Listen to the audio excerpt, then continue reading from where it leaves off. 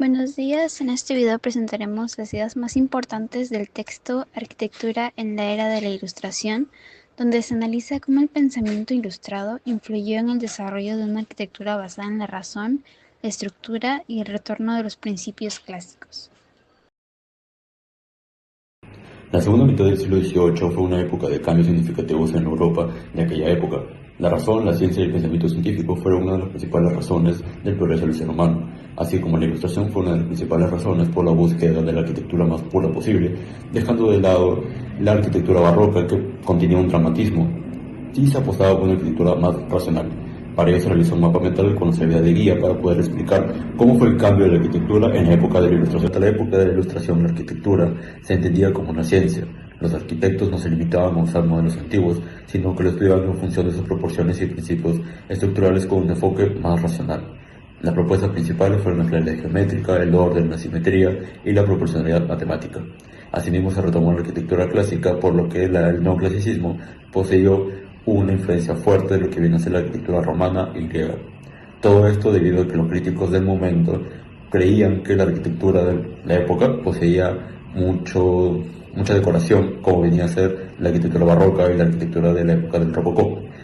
Los edificios estaban cubiertos de ornamentos que ocultaban verdaderamente la estructura, por lo cual ahora se proponía que la estructura sea más visible y se vuelva más lógica. En esta época se dio a conocer Marc-Antoine Laugier con su propuesta de la cabaña primitiva, en 1753, lo que menciona que la arquitectura debe tener una estructura simple, como viene a ser lo que ahora se conoce como las columnas y vigas. La arquitectura se convierte en la expresión de valores cívico-morales. Los edificios públicos, como las bibliotecas, los parlamentos y los museos, empiezan a encarnar el concepto de la ciudadanía y el progreso social. Se cristaliza en el clasicismo, que trata de recuperar la verdad del esquema y de la forma clásica, reinterpretada con la razón moderna.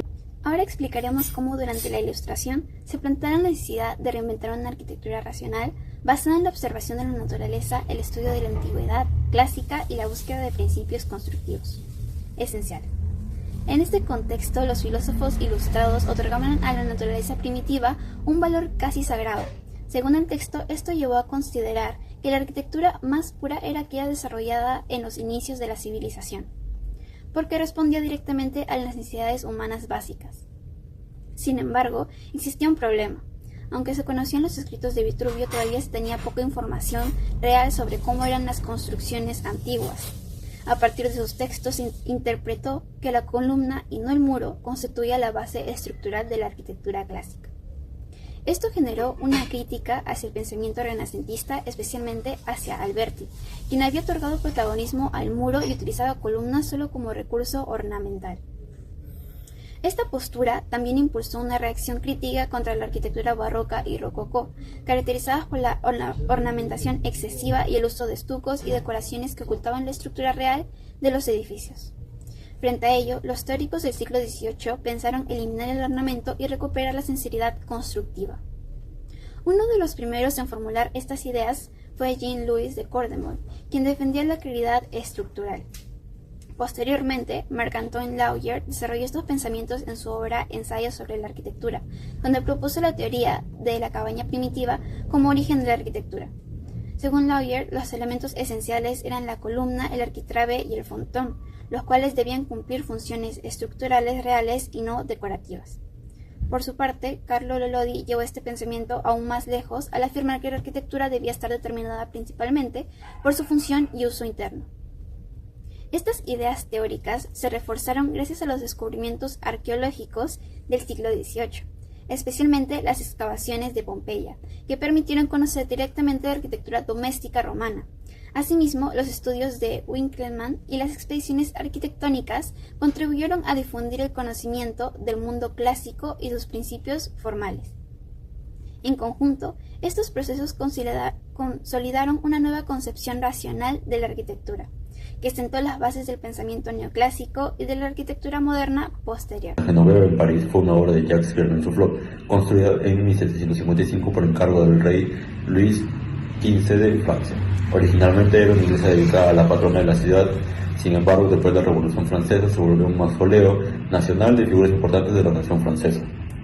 Este proyecto buscaba representar la monumentalidad clásica como es la claridad y racionalidad de la arquitectura griega con una ligereza estructural de la arquitectura gótica. Es el resultado de la búsqueda de equilibrar lo tradicional con lo moderno. Su planta de cruz griega, grandes cúpulas, estructura ligera y su fachada de pórtico de columnas corintias lo volvieron un gran ejemplar de la arquitectura neoclásica, ya que poseía su monumentalidad controlada, una claridad geométrica, una racionalidad estructural y su referencia de la arquitectura clásica. En conclusión, la arquitectura de la Ilustración representa un cambio profundo en la forma de entender el espacio y la construcción. A partir de la razón, el estudio de la antigüedad clásica y los nuevos descubrimientos arqueológicos, los arquitectos buscaron recuperar principios estructurales claros y coherentes.